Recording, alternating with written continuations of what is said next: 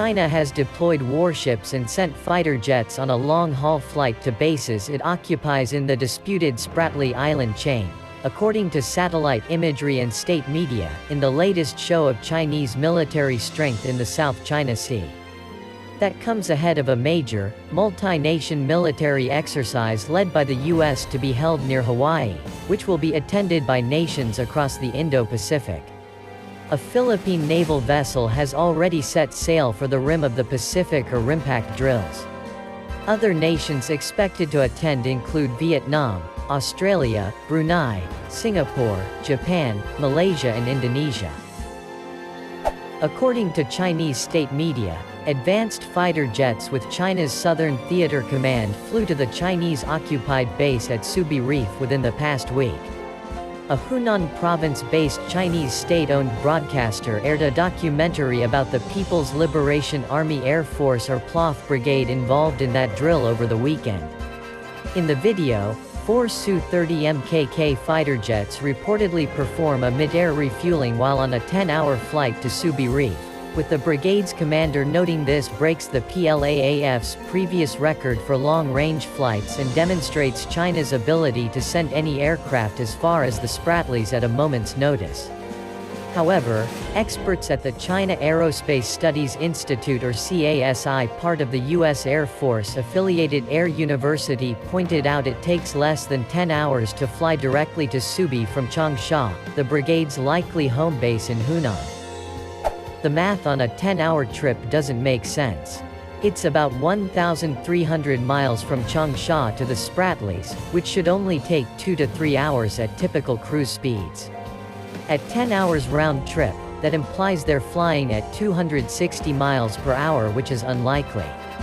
Instead of testing the endurance of the aircraft itself or the feasibility of the trip, experts surmised the exercise was likely aimed at testing the physical fitness of the pilots under the conditions of a grueling long-distance flight.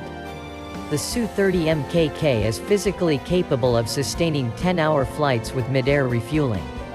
Subi Reef is one of China's 4 biggest artificial islands in the Spratlys, an archipelago of rocks and reefs in the southern half of the South China Sea that Vietnam, China, Taiwan, the Philippines, Malaysia, and Brunei all hold claims to.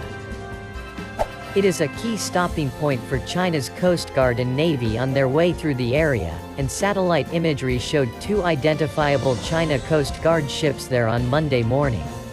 Subi Reef sits less than 13 nautical miles from Thitu Island, a feature occupied by the Philippines that was recently upgraded with a beaching ramp and improved airstrip.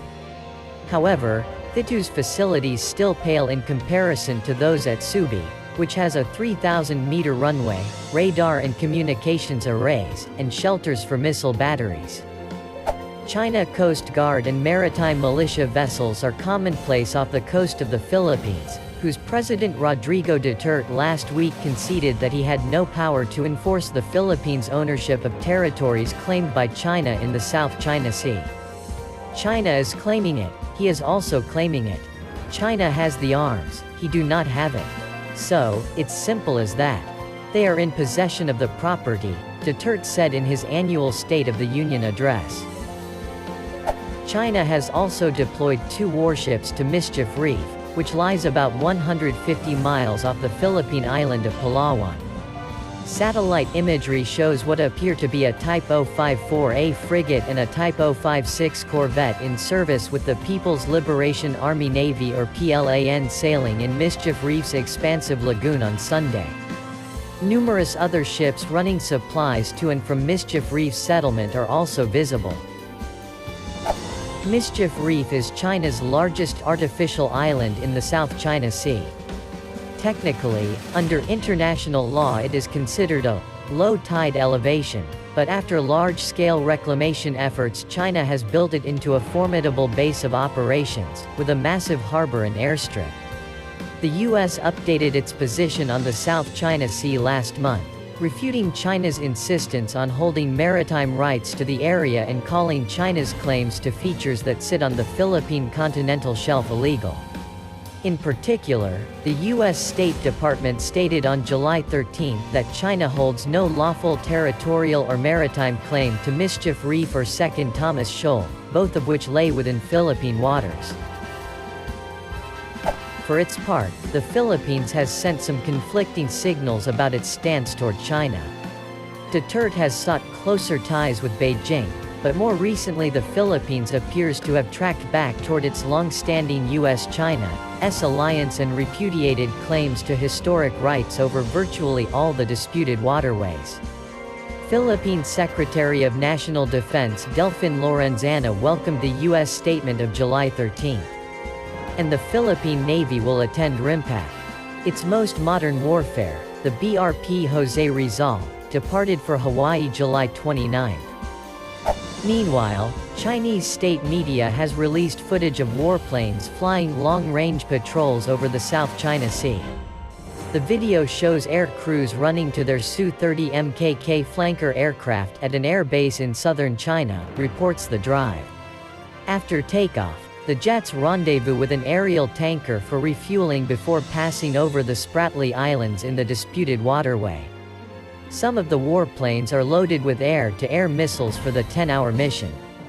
The images aim to portray the power of the People's Liberation Army Air Force and come after a series of naval exercises in the South China Sea by the US and its allies, including Australia. China has built airstrips on many of its island holdings in the region, including man-made islands atop coral reefs. It is not clear if the aircraft in the video landed on them. The waters are a major shipping route for global commerce and are rich in fish and possible oil and gas reserves. Chinese and Australian diplomats sparred on Twitter over Beijing's actions in the South China Sea following Australia's endorsement of a U.S. statement that it would recognize virtually none of China's territorial claims there. Australia recently filed a memorandum with the United Nations saying the claims were without legal basis, plunging Canberra into the controversy that has drawn angry responses from Beijing. Australian High Commissioner Barry O'Farrell tweeted on Thursday he told India's Minister of External Affairs that China's moves were destabilizing and could provoke escalation. Chinese Ambassador Sun Weidong responded Friday by accusing O'Farrell of disregarding facts and writing "It's clear who safeguard peace and stability and destabilize and provoke escalations in the region." O'Farrell shot back saying China should follow a 2016 International Tribunal ruling that rejected most of Beijing's claims. China has denounced the ruling as illegal and without any binding force. While China said long-range bombers were among the aircraft that took part in recent aerial drills over the South China Sea amid rising tensions between Washington and Beijing over the strategic waterway. The exercises included nighttime takeoffs and landings and simulated long-range attacks, Defense Ministry spokesperson Ren Guojiang said. Among the planes were H-6G and H-6K bombers, upgraded versions of aircraft long in use in China's military, Ren said. He said the exercises had been previously scheduled and were aimed at boosting pilot abilities to operate under all conditions, regardless of weather or time of day. It wasn't clear whether live bombs were used. U.S. and Australian diplomats and defense ministers pledged to renew and strengthen a united front against China and what they termed Beijing's malign behavior throughout the region and beyond. The nations, represented by Foreign Minister Maurice Payne and Defense Minister Linda Reynolds and the U.S. by Secretary of Mike Pompeo and Defense Secretary Mark Esper, last Tuesday accused China of violating international norms in the South China Sea and vowed to uphold freedom of navigation and the rule of the law as well as democratic freedoms in Hong Kong.